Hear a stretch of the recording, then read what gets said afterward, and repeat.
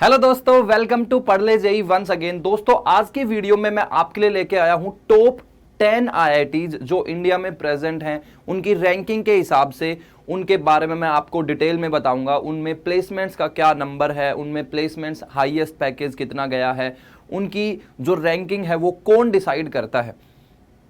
तो स्वागत है आप सभी का एक बार फिर से पढ़ ले जेई की इस गाइडेंस वीडियो में। दोस्तों, मेरा नाम है तेजवीर यादव और बीटेक मैंने अपना कंप्लीट किया है आईआईटी बॉम्बे से। और आप सभी बच्चे क्योंकि अभी आई थिंक साइंस स्ट्रीम ले चुके हैं, तो उन सभी स्टूडेंट्स के लिए मैं आपको टॉप 10 आईआईटीज की लिस्ट बताने वाला हूं, ताकि आप में भी वो खून, मतलब बोलते हैं ना ऐसे, खून में जोश आए कि मतलब हाँ, हमें यहां पर ही जाना है। ठीक है, तो क्योंकि अब आप इंजीनियरिंग फील्ड में अगर जाना ही चाहते हैं, तो दोस्तों मैं आपके लिए आज इस वीडियो में टॉप 10 आईआईटीज के बारे में बताने वाला हूं। वन बाय वन देखते हैं। सबसे पहले तो ये बात करेंगे कि यार, अगर उन आईआईटीज में जाना है, मतलब जिनकी बात मैं अभी करने वाला हूं, तो उनके लिए आपको क्या करना पड़ेगा। उनके लिए आपको ऑब्वियसली, आप जैसे जाना चाहते हैं वैसे ही सभी लोग जाना चाहते हैं, तो ऑब्वियसली उनको एक एग्जाम कंडक्ट करवाना पड़ता है। एक नहीं, एक्चुअली 2 करवाने पड़ते हैं। पहले एक जेई मेन का एग्जाम होता है, उसके बाद में जेई एडवांस्ड का एग्जाम होता है। जेई एडवांस्ड का एग्जाम वही लोग दे पाते हैं जो जेई मेन का एग्जाम क्रैक कर पाते हैं।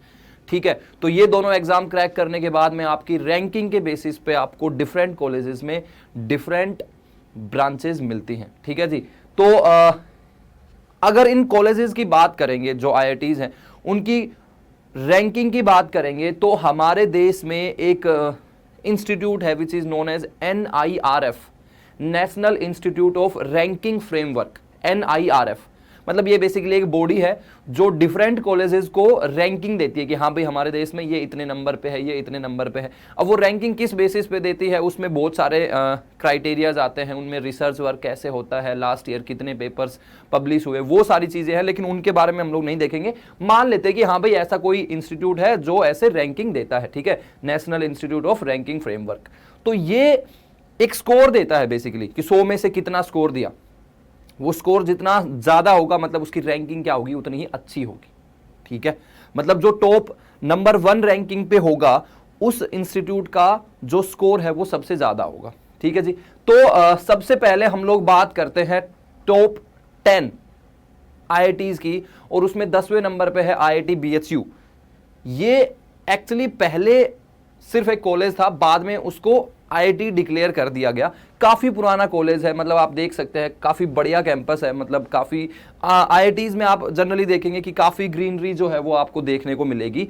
तो ये मैंने कुछ पिक्चर्स यहाँ पर आपके लिए लिए हैं कि मतलब इस तरह की ये जो बिल्डिंग्स है वो आपको दिखाई देती हैं। नाम जो है वो इसका आईआईटी BHU वाराणसी में है, और इसकी जो रैंकिंग है वो 10 है, और जो ये स्कोर है वो 62.54 है। मतलब 100 में से NIRF ने इसको 62.54 स्कोर दिया है। अब इससे ज्यादा स्कोर वाले ऑब्वियसली अच्छी रैंकिंग पे होंगे। लेकिन इसके बारे में मैं आपको और 2-3 बातें बताऊंगा कि कब स्टेब्लिश किया था। तो 1999 में, मतलब एक्चुअली 102 साल 103 साल पुराना है ये। लेकिन इसको आईआईटी का जो दर्जा दिया गया था वो 2012 में दिया गया था। इसका कैंपस एरिया आप देखेंगे 1300 एकड़ में है। बहुत बड़ा कैंपस है, बहुत ही बड़ा कैंपस है। टोटल सीट्स इसमें देखेंगे तो यूजी में इतनी सीट्स हैं 4340, और पीजी में 723। तुम बोलोगे ये क्या है? यूजी बेसिकली मतलब जो अंडर ग्रेजुएट प्रोग्राम होते हैं, जिसमें आपका बीटेक भी रहता है और भी बहुत सारे कोर्सेज जो हैं वो ऑफर करते हैं। और पीजी में मतलब जो आपका एमटेक हो गया, पीएचडी वगैरह हो गया, तो डॉक्टरल वाली में भी 971 है। अगर इसमें प्लेसमेंट्स की बात करेंगे तो 11.5 LPA से 64 LPA तक इसका प्लेसमेंट रहता है। आप बोलोगे हाँ सर, ये नंबर्स के बारे में हमें बताओ, हमें तो सिर्फ इससे मतलब है, बाकी सबसे कुछ मतलब नहीं है, हमें तो इससे मतलब है। तो दोस्तों, LPA मतलब लैक्स पर एनम, एक साल में इतने का पैकेज रहता है। ऑल्दो ये CTC है, कॉस्ट टू कंपनी, आपके हाथ में कट पीट के थोड़ा कम ही आता है, लेकिन फिर भी मतलब ये इस तरह के प्लेसमेंट्स रिकॉर्ड हैं जो कि काफ़ी अच्छे नंबर हैं अपने आप में। 9th नंबर पे आपका आईआईटी इंदौर आता है। अभी नया ही रिसेंटली ही ये बेसिकली स्टेब्लिश हुआ है। ठीक है, तो आईआईटी इंदौर की जो रैंकिंग है वो नंबर 9 है, और उसका जो NIRF स्कोर है वो 62.88 है। 2009 में ही स्टेब्लिश हुआ है। और क्योंकि मैं बोल रहा हूँ ना कंपैरेटिवली काफ़ी नया है, और कैंपस एरिया जो है वो 501 है, मतलब एकदम इंदौर शहर के अंदर ही है, तो बहुत बड़ा कैंपस एरिया जो है वो नहीं हो सकता। टोटल सीट्स देखेंगे तो यूजी में 886 हैं, पीजी में 157, और ऑल्दो ये नंबर्स आपके लिए ज़्यादा इंपॉर्टेंट नहीं है, नंबर्स आपके लिए ये इंपॉर्टेंट है। तो अगर एवरेज सीटीसी देखेंगे तो उनके हिसाब से वो 22 एलपीए बता रहे हैं कि हाँ भाई हमारे बच्चों का एवरेज सीटीसी जो है वो 22 एलपीए रहता है। बाकी हाईएस्ट जो है वो 50 लाख पर एनएम भी गया है मल्टीनेशनल कंपनीज में। उसके बाद 8वें नंबर पे आईआईटी हैदराबाद आता है, काफ़ी अगेन बढ़िया कैंपस है, 2008 में स्टेब्लिश हुआ है, मतलब काफ़ी नया कैंपस है अगेन, 576 एकर्स में, यूजी में इतनी सीट्स हैं, पीजी में इतनी है। हाईएस्ट सीटीसी की बात करेंगे तो 60 एलपी गया है। ये मैं एक्चुअली 2020 का डाटा लेके आया हूँ, 2021 का अपडेटेड डाटा मुझे मिला नहीं, तो 2020 का मैं डाटा लेके आया हूँ, और एवरेज सीटीसी अगेन 22 लाख के आसपास है। आईआईटी गुवाहाटी 7वें नंबर पे आता है, काफ़ी सुंदर कैंपस है, मतलब काफ़ी ही सुंदर कैंपस है, मतलब यहाँ पर आप जाएंगे तो ही आपको मज़ा आ जाएगा, काफ़ी ग्रीनरी है उस कैंपस में। रैंकिंग 7 है, और NIRF स्कोर जो है वो 74.90 है।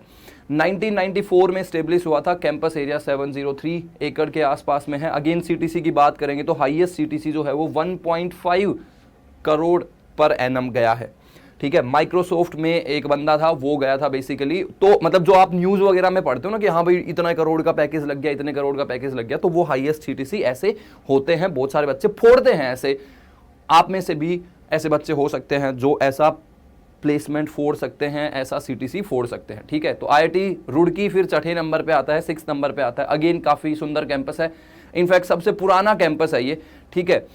1847 में स्टेब्लिश हुआ था ये, ऑब्वियसली उस टाइम पे इसका नाम आईआईटी रुड़की नहीं था, मतलब इंजीनियरिंग कॉलेज था बेसिकली। ये काफ़ी ज़्यादा पुराना कैंपस आप देख सकते हो, मतलब 1847, मतलब तब तक तो 1857 की क्रांति भी नहीं हुई थी, तब ये स्टेब्लिश हो गया था। 365 एकर्स में इसका कैंपस है, और हाईएस्ट सीटीसी जो है वो 80 लाख पर एनएम के आसपास में गया है। आईआईटी खड़गपुर का नंबर 5वें नंबर पे आता है, तो ये भी काफ़ी पुराना है, 1951 में स्टेब्लिश हुआ था। कैंपस एरिया काफ़ी बड़ा है, ये 2150 एकड़ में, in fact one of the largest campus है आईआईटीज़ में, और इसका जो एवरेज सीटीसी है वो 15 लाख एलपीए के आसपास में रहता है। एवरेज मतलब जितने बच्चों का भी पैकेज लगा है divide by total number of students के हिसाब से।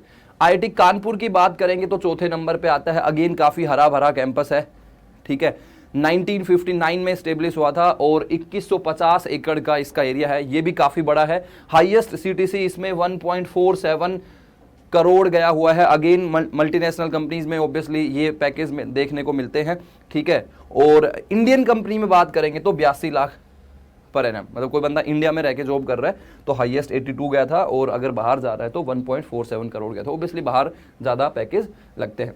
तीसरे नंबर पे आईआईटी बॉम्बे आता है जी, और अगेन इसका कैंपस भी काफ़ी हरा भरा है, क्योंकि मैं खुद वहाँ से पढ़ा हुआ हूँ तो मुझे पता है, मतलब लिटरली मतलब ऐसा है कि दोनों साइड उसके लेक है, तीसरी साइड में पहाड़ है, तो मतलब ऐसा लगता है कि आप शहर में हो ही नहीं, आप एकदम मतलब ऐसे पहाड़ों में हो। काफ़ी हरा भरा कैंपस है, लेकिन अगेन ऐसा नहीं है कि मतलब पहाड़ों जैसी ही फैसिलिटीज़ होंगी। ऑब्वियसली कैंपस के अंदर one of the best facilities आपको मिलेंगी हर चीज़ के लिए, ठीक है। तो रैंकिंग जी इसकी 3rd है, 1958 में स्टेब्लिश हुआ था, और 550 एकड़ का एरिया है। ओबियसली बॉम्बे जैसे शहर में आपको बहुत ज़्यादा एरिया जो है वो देखने को नहीं मिलेगा।